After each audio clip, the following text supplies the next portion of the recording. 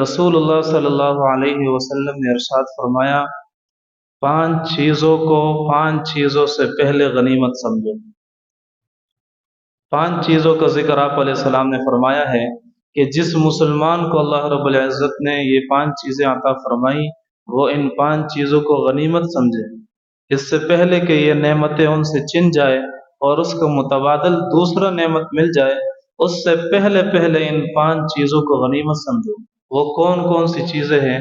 Number 1، جوانی کی نعمت اللہ نے عطا فرمائی ہے، تو جوانی کو بڑھاپے سے پہلے غنیمت سمجھو۔ جوانی کی نعمت اللہ نے ہمیں عطا فرمائی ہے اور جوانی کی طاقت اللہ تعالیٰ نے ہمیں عطا فرمائی ہے، تو اس طاقت سے فائدہ اٹھائیں، اس موقع کو غنیمت سمجھیں۔ کیسے غنیمت سمجھے کہ اس جوانی کا استعمال ہم نے کس طریقے سے کرنا ہے، وہ طریقہ کیا ہے، کہاں پر ہم نے اپنی جوانی خرچ کرنی ہے، تو وہ ہم سب سے پہلے دیکھیں کہ شریعت نے ہماری کیا رہنمائی کی ہے کہ ہم نے جوانی کہاں خرچ کرنی ہے۔ جوانی کے بارے میں آتا ہے کہ جوانی کی جو عبادت ہوتی ہے وہ اللہ تعالیٰ کو سب سے زیادہ پسند ہے، کیونکہ یہ بندہ جوانی کی حالت میں پوری طاقت اور توانائی کی صورت میں بھی اپنے جذبات کو قابو میں رکھتا ہے، نفسانی خواہشات کو قابو میں رکھتا ہے، اللہ کے سامنے کھڑا ہوتا ہے، اللہ کی عبادت کرتا ہے۔ اس سے بڑھ کر قربانی کیا ہو سکتی ہے؟ تو لہٰذا جب جوانی کی نعمت اللہ نے ہمیں عطا فرمائی ہے تو اس سے فائدہ اٹھائیں، ورنہ تو اگر بڑھاپا آ گیا تو شیخ الاسلام صاحب فرماتے ہیں کہ پھر نہ منہ میں دانت ہوں گے، نہ پینٹ میں آنت ہوگی، حالات ایسے ہو جائیں گے، پھر ہم چاہ کر بھی عبادت کرنا چاہے تو اس طریقے سے عبادت نہیں کر پائیں گے جس طرح ہم جوانی کی حالت میں کر سکتے ہیں۔ تو لہٰذا اس موقع سے فائدہ اٹھائے، جوانی کو اللہ کی عبادات میں، اللہ کی فرما برداری میں خرچ کریں۔ نمبر 2، اپنی مالداری کو غنیمت سمجھو غربت سے پہلے۔ اللہ تعالیٰ نے کسی کو مال کی نعمت عطا فرمائی ہے، وہ اس مال کا استعمال صحیح طریقے پر کرے، اللہ کے راستے میں اپنے مال کو خرچ کرے، اپنے گھر والوں پر خرچ کرے۔ جو شریعت نے ہمارے سامنے حقوق رکھے ہیں، بیوی کا کیا حق ہے، اولاد کا کیا حق ہے، والدین کا کیا حق ہے، پڑوسیوں کے کیا حقوق ہے، اور رشتہ داروں کے کیا حقوق ہے، عام مسلمانوں کے کیا حقوق ہے، غریبوں، یتیموں، مسکینوں کے کیا حقوق ہیں، اور اگر سال بعد ہمارے اوپر زکوٰۃ لازم آتی ہے تو وہ زکوٰۃ کی ادائیگی، ان سارے چیزوں کا تعلق ہمارے اس مالداری کے ساتھ ہے۔ تو اگر ہم ان حقوق کو مالداری کی نعمت کی موجودگی میں صحیح طریقے سے ادا کریں گے تو اللہ تعالیٰ وہ عبادت بھی ہماری قبول فرمائیں گے، وہ مال بھی اللہ کے راستے میں صحیح طریقے سے خرچ ہو جائے گا۔ ورنہ تو اگر ہم نے بر وقت اپنے مال کا استعمال صحیح طریقے سے نہیں کیا تو قرآن کریم سورۃ المنافقون کے آخر میں اللہ نے ارشاد فرمایا ہے کہ وَأَنفِقُوا مِمَّا رَزَقْنَاكُمْ مِن قَبْلِ أَن يَأْتِيَ أَحَدَكُمُ الْمَوْتُ، کہ جو مال و دولت ہم نے تم کو عطا فرمایا ہے، اللہ رب العزت فرماتے ہیں کہ اس کو خرچ کرو اس سے پہلے کہ تم میں سے کسی کو موت آ جائے۔ موت آئے گی پھر وہ یہی دعا کرے گا، لولا اخرتنی الی اجل قریب، یا اللہ آپ نے مجھے تھوڑی سی مہلت کیوں نہیں دی؟ تو پھر اس وقت کسی قسم کی مہلت نہیں ملے گی جب موت کا وقت آ گیا۔ اذا جاء اجلهم فلا يستأخرون ساعة ولا يستقدمون، نہ ایک سیکنڈ آگے ہو سکے گا وہ وقت، نہ ایک سیکنڈ پیچھے ہو سکے گا۔ یہ موت کا اٹل فیصلہ ہے، اٹل وقت مقرر ہے۔ تو مالداری کی نعمت ہے تو اس سے فائدہ اٹھائیں، اللہ کے راستے میں خرچ کریں، اس سے پہلے کہ غربت آ جائے، پھر ہم چاہ کر بھی مال خرچ کرنا چاہیں لیکن مال ہمارے پاس نہیں ہوگا۔ نمبر 3، کسی کے پاس فارغ اوقات موجود ہے تو وہ ان اوقات کو غنیمت سمجھے اس سے پہلے کہ مصروفیت آ جائے۔ جب انسان کے پاس فارغ اوقات ہوتے ہیں وہ اس میں اللہ کی عبادت بھی کر سکتا ہے، نمازیں پڑھ سکتا ہے، تلاوت کر سکتا ہے، اور بہت سارے ایسے کام ہیں وہ فارغ اوقات میں کر سکتا ہے۔ تو جب اللہ نے یہ نعمت عطا فرمائی ہے، فارغ اوقات ہمارے پاس موجود ہے، اس سے ہم فائدہ اٹھائیں، اللہ کے راستے میں، اللہ کی عبادت میں، اللہ کی فرما برداری میں خرچ کر رہے، ورنہ تو مصروفیت اگر ہمارے سر پر آ گئی تو پھر ہم چاہ کر بھی اپنے لیے وقت نکالنا چاہیں گے، لیکن نہ شیطان ہمیں اجازت دے گا، نہ ہمارا نفس ہمیں اجازت دے گا، اور ہمارا ضمیر بھی پھر مردہ ہو چکا ہوگا، وہ ہمیں اس بات کی اجازت نہیں دے گا کہ میں تھوڑا سا وقت نکال کر نماز پڑھوں، تلاوت کروں، اللہ کا ذکر کروں۔ تو یہ تعلق ہے کہ ہم اگر فارغ اوقات نعمت موجود ہے تو اس سے فائدہ اٹھائیں۔ نمبر 4، اللہ رب العزت نے صحت عطا فرمائی ہے، تو صحت کو غنیمت سمجھو بیماری سے پہلے۔ صحت کی حالت میں انسان بہت کچھ کر سکتا ہے، لیکن جب بیمار ہو جاتا ہے اس کا بہت دل چاہتا ہے کہ میں اٹھ کر نماز پڑھوں، میں اٹھ کر تلاوت کروں، میں اٹھ کر فلاں عبادت کروں، فلاں کروں، لیکن بیماری کی وجہ سے وہ عبادت نہیں کر سکتا۔ تو جب ہمارے پاس صحت کی نعمت موجود ہے، ہم تندرست ہیں، صحیح سالم ہیں، مسجد میں آ کر نمازیں پڑھتے ہیں، سارے عبادات کرتے ہیں، یہ صحت ہے، اس سے فائدہ اٹھائیں۔ کبھی بھی اس کو اللہ کی نافرمانی میں، کبھی بھی اس کو گناہوں میں خرچ نہ کریں۔ اور آخری اور 5ویں چیز جو نبی علیہ السلام نے ارشاد فرمائی وہ یہ کہ اپنی زندگی کو موت سے پہلے غنیمت سمجھو۔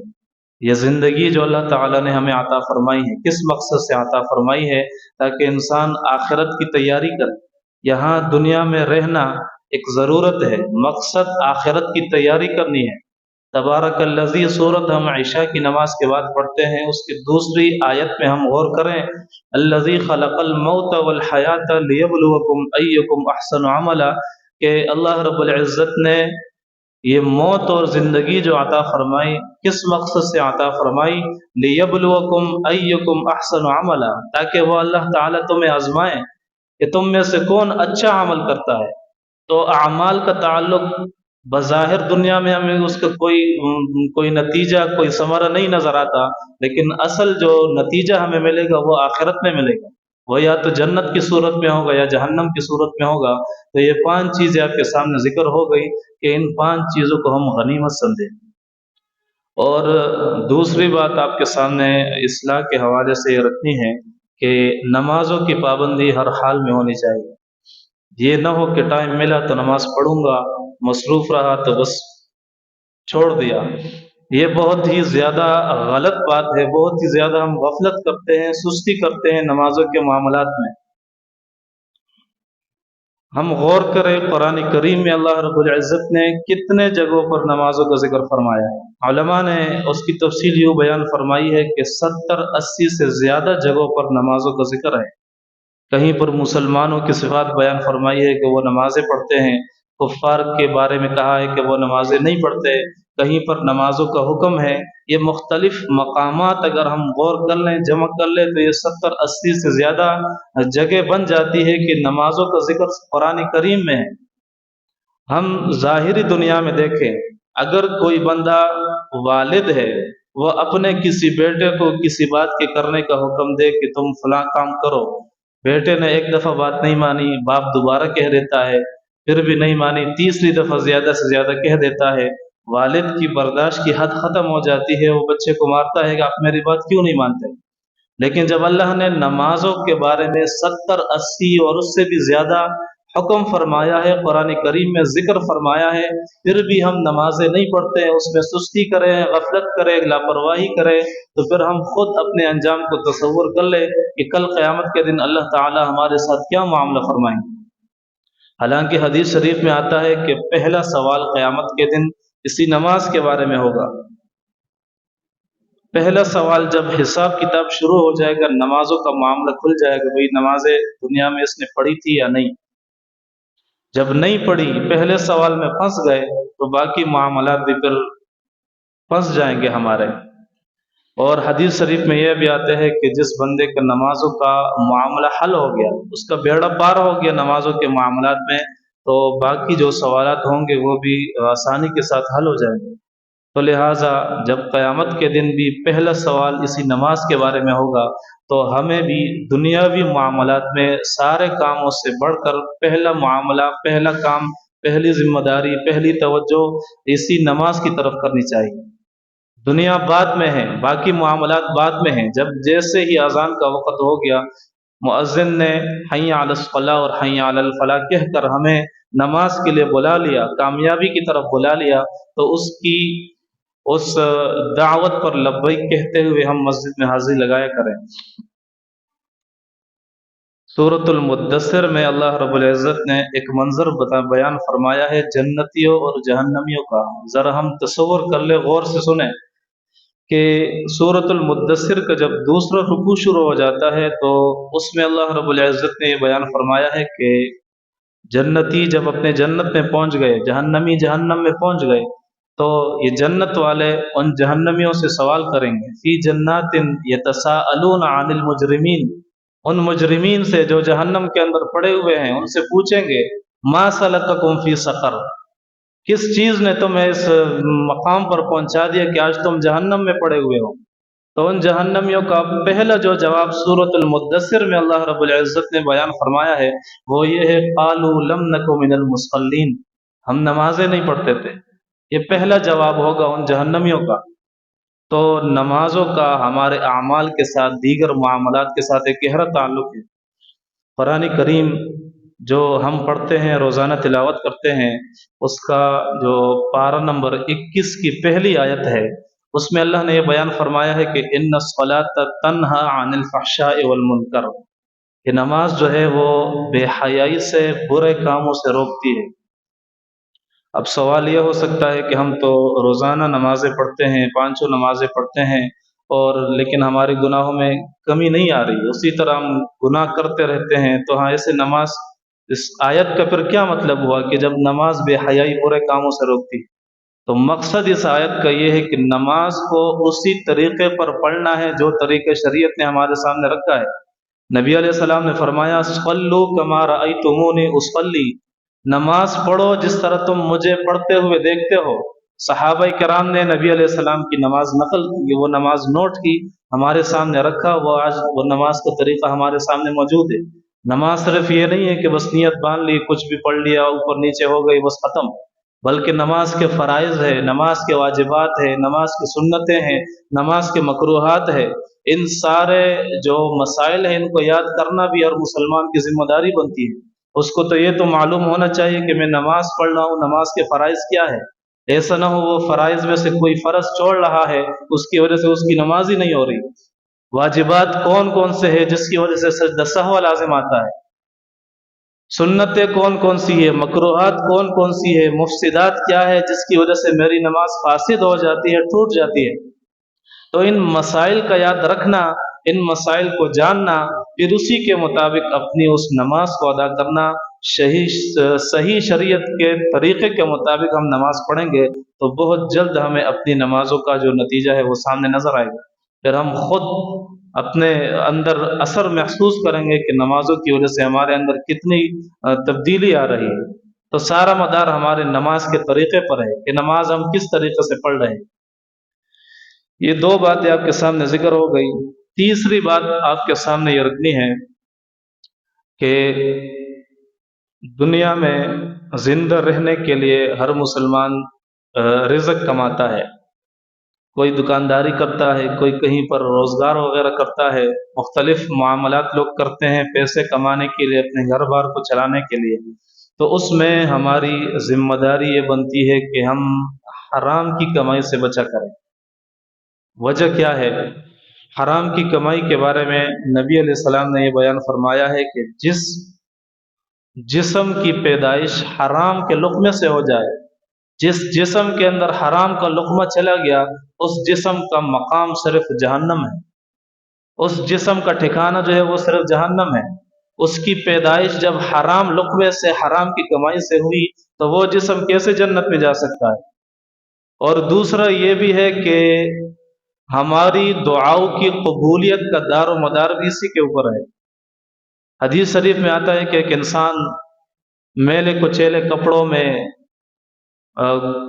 پھٹے ہوئے گریبان کے ساتھ اور پھٹے جو بال ہوتے ہیں پراگندہ، اس حالت میں اللہ کے سامنے کھڑا ہوتا ہے، دعا مانگتا ہے، روتا ہے، گڑ گڑاتا ہے کہ یا اللہ یہ معاملہ ہے میرا، یہ معاملہ ہے میرا، وہ دعائیں کرتا رہتا ہے۔ لیکن نبی علیہ السلام نے فرمایا اس کا کھانا حرام کا ہے، پینا حرام کا ہے، معاملات لباس وغیرہ حرام کا ہے، اس کی دعا کیسے قبول ہو سکتی ہے؟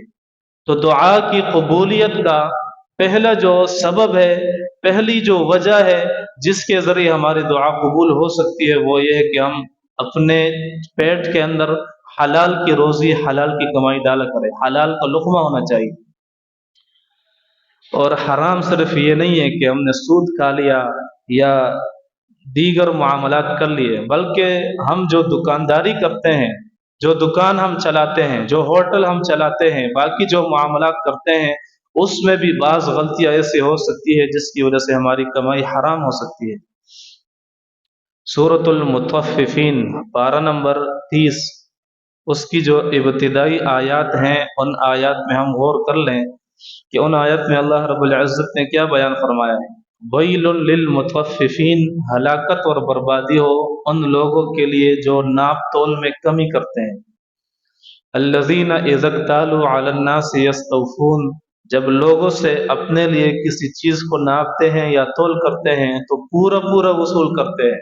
وَإِذَا كَالُوهُمْ أَوْ وَزَنُوهُمْ يُخْسِرُونَ، لیکن جب بیچنے کی باری آتی ہے کسی اور کو ناپ کر دیتے ہیں، تول کر دیتے ہیں، یخسرون تو اس میں کمی کوتاہی کرتے ہیں۔ أَلَا يَظُنُّ أُولَئِكَ أَنَّهُمْ مَبْعُوثُونَ، کیا یہ لوگ یہ نہیں سوچتے کہ انہوں نے کل قیامت کے دن دوبارہ زندہ کھڑا ہونا ہے؟ لِيَوْمٍ عَظِيمٍ، ایک بڑے دن میں، قیامت کا دن ہوگا۔ یوم یقوم الناس لرب العالمین، جس دن لوگ رب العالمین تمام جہانوں کے پروردگار کے سامنے کھڑے ہوں گے۔ یہ منظر صرف آیات ہم غور کر رہے ہیں، آیات کا ترجمہ بھی ہم دیکھ لیں تو ہمیں خود سمجھ میں آ جائے گی کہ اللہ رب العزت کیا فرمانا چاہتے ہیں۔ بلکہ ہر دکاندار کی تو یہ ذمہ داری بنتی ہے کہ یہ جو آیات ہیں ترجمہ سمیت اپنے دکان کے سامنے لگائیں، جیسے صبح دکان کھولے پہلی نظر اس کی ان آیات پر پڑے، تاکہ اس کا دل و دماغ اور ضمیر جاگ جائے کہ اللہ نے کیا فرمایا ہے، میرا معاملہ کس طرح ہے، میں دکانداری کس طرح کرتا ہوں، لوگوں کو ناپ تول کرنے میں پوری وہ چیزیں اس کو دیتا ہوں یا نہیں، خراب چیزیں اچھی کہہ کر بیچتا ہوں یا نہیں، کمزور کوالٹی والی چیزوں کے اوپر لیبل اوریجنل کوالٹی کا لگا کر بیچ رہا ہوں تو یہ حرام ہے۔ حدیث شریف میں آتا ہے کہ جو بندہ جھوٹی قسم کے ذریعے کمائی کرے، کوئی چیز بیچنے کے لیے وہ جھوٹی قسم کہتا ہے کہ یہ آج میں تازہ منڈی سے لے کر آیا ہوں، یہ تازہ مال ہے، حالانکہ ہے وہ چیز پرانی کمزور کوالٹی ہے، لیکن وہ جھوٹی قسم کہہ کر کہہ رہا ہے کہ یہ اوریجنل کوالٹی کی ہے، پرانی چیز پڑی ہوئی ہے لیکن وہ کہہ رہا ہے کہ نہیں مارکیٹ میں یہ اوریجنل نیا ماڈل آیا ہوا ہے۔ اس قسم کے معاملات کے ذریعے جب وہ اپنی دکانداری چلاتا ہے تو حدیث شریف میں آتا ہے کہ کل قیامت کے دن اللہ تعالیٰ اس مسلمان کی طرف نہ دیکھیں گے، نہ اس سے بات چیت کریں گے، نہ گناہوں سے پاک کریں گے، بلکہ ان کے لیے دردناک عذاب ہوگا۔ تو یہ معاملات ہمارے سامنے بالکل ظاہر ہے، احادیث موجود ہیں، قرآنی آیات موجود ہے۔ اگر ہم دکانداری کرنا چاہتے ہیں شرعی اصولوں کو سامنے رکھیں کہ شریعت نے ہماری کیا رہنمائی کی ہے، کن کاموں کی وجہ سے میں حلال طریقے سے دکانداری کر سکتا ہوں، کن چیزوں کی وجہ سے میری دکانداری حرام کاروبار میں حرام کمائی میں جا رہی ہے، تو یہ سارے اصول اور ضوابط ہم یاد رکھیں، اسی کے مطابق اپنی دکانداری کو آگے چلایا کریں۔ آخری بات آپ کے سامنے یہ رکھنی ہے کہ آج کل چونکہ سوشل میڈیا کا استعمال زیادہ ہے، لوگ فیس بک چلاتے ہیں، واٹس ایپ ہو، یوٹیوب ہو یا ٹک ٹاک وغیرہ، تو ان چیزوں کے استعمال کرنے کی صورت میں ہر مسلمان کی ذمہ داری بنتی ہے کہ وہ اپنے ایمان کی بھی حفاظت کیا کرے۔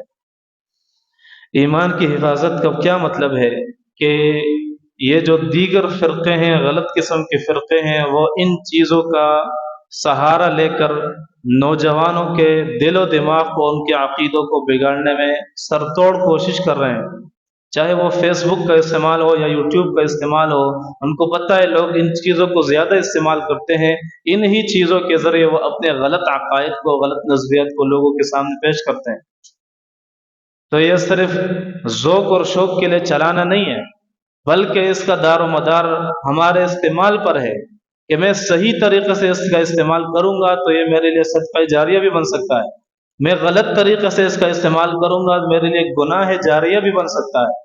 وہ کیسے کہ جب میں نے فیس بک کا استعمال کیا، یوٹیوب وغیرہ کا استعمال کیا اور میں اپلوڈ کر رہا ہوں ایسی چیزیں جس کے اندر گانا شامل ہے، अपलोड कर रहा हूँ ऐसी चीज़ें जो किसी फिल्म का कोई क्लिप है, अपलोड कर रहा हूँ किसी औरत की कोई तस्वीर ताकि मुझे लाइक मिले, कोई फॉलोवर वगैरह आ जाए, अपलोड कर रहा हूँ अपने तस्वीर को अपलोड करते वक्त उसके ऊपर गाना लगाना, अपने स्टेटस पर लगाना, अपनी स्टोरी पर लगाना, ये तो एक किस्म का एक वायरस है जो लोगों के अंदर फैला हुआ है।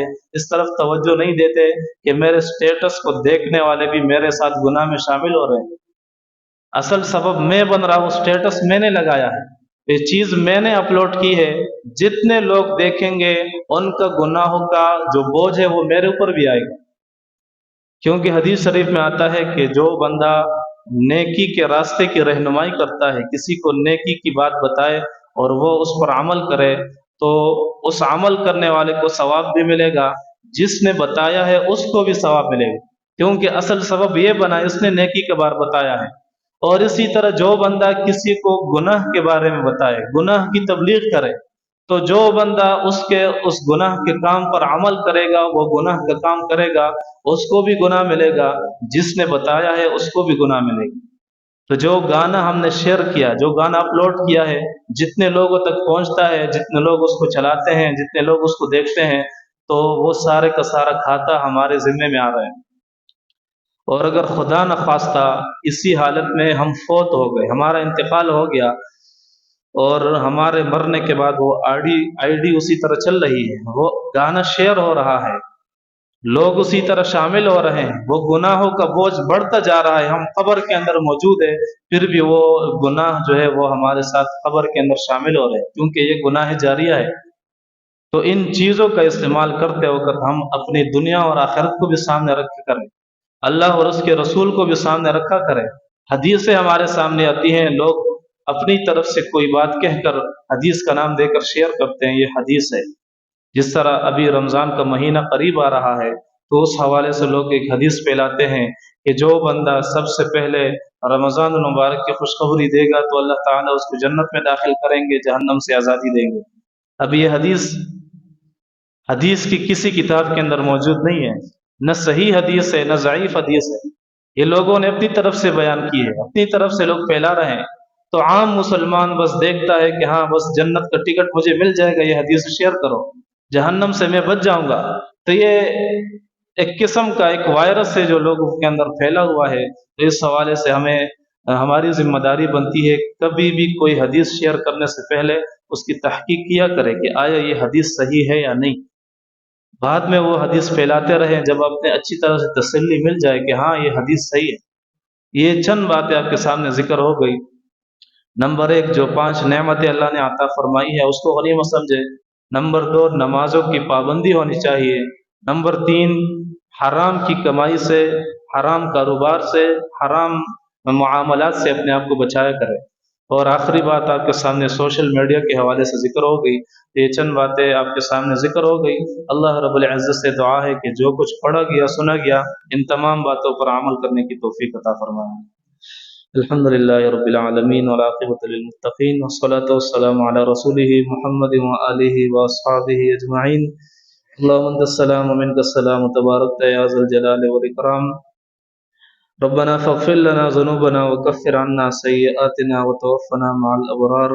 व सल्लल्लाहु तआला अला खैरि ख़ल्क़िहि मुहम्मदिन व आलिहि व अस्हाबिहि अजमईन बिरहमतिका।